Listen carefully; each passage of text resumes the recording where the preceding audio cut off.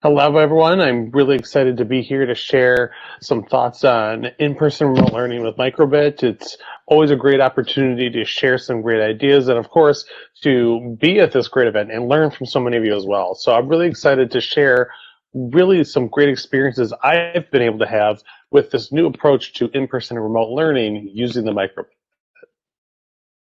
So traditionally, we think of microbit and we think of physical computing, right? Getting our kids the opportunity to get their hands on a piece of hardware and wire it up and then do some code and see some amazing things happen. And that's still very much possible today.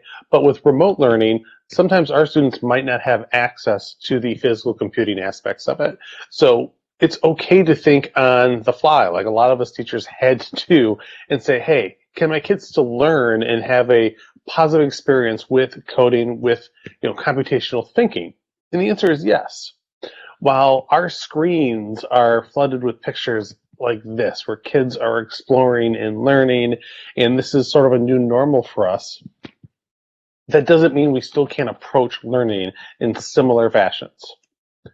So one of the things that I like to point out is that when you use microbit and MakeCode, that it gives you the digital representation of the microbit.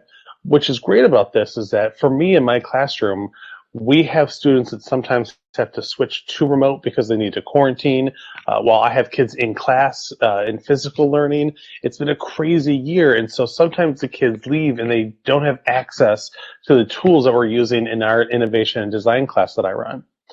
So what is great about microbit is when we had the switch during this unit, kids were still able to access the digital approach to microbit. They were still able to code. They were still able to hit the buttons and twist and turn the digital microbit and still have that experience of learning and coding and seeing something happen. And that's really what's so beautiful about physical and digital computing. I used to tell people that the most magnificent moment in my coding life was the first time I turned the light on. And the first time I turned the light on, it was because I wrote code and it changed how I saw everything. I tease that it's like that scene in the Matrix where you see all the code in the green numbers because you just see how things are different. And kids have that same experience when they're given the opportunity to dive into code. And whether it's block code, whether it's Python, whether it's JavaScript, these options for kids to explore and see what is possible and how they can own that. And when you start off with these simple projects in microbit and all the great lessons and tutorials that they have, it's a kicking off point for kids to start to explore and build a little bit deeper. And so when you see this, kids can come up with some amazing projects. This one student from home designed a magic 8-ball bit of code. And here's a picture of the code that they posted to our portfolio system, Seesaw. And they spent a long time researching and figuring out how do you shake it, how do you get the right answer to come up, and working with variables. And this is a sixth grader. So this is someone that you're looking at is like 11, 12 years old, really experiencing code for the first time.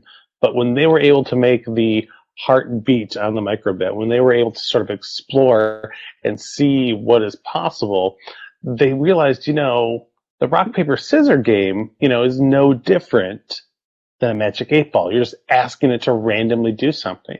So they dove into the code and were able to explore it, and it was beautiful. And in person, kids are just cuddled up on the floor and they have their smiley faces and they're coding their microbits.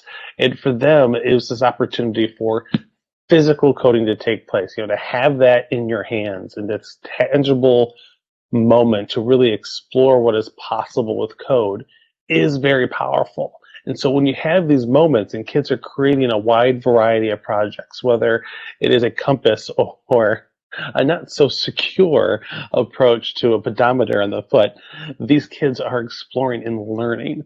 And that's what's really great about microbit is that it's a tool for exploration. It's not just a tool for creation, right? Because we want to give our kids that opportunity to not only explore, but to create as well. And so when you compare those together, you're giving kids an amazing opportunity. So I have this video and hope you guys can hear this. I think you can. We tried this. So this is a song a student created.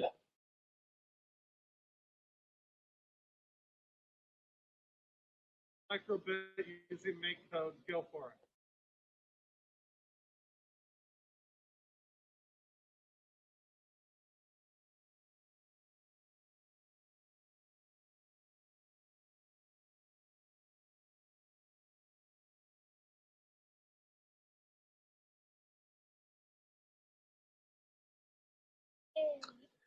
it. Hoping that everyone heard that.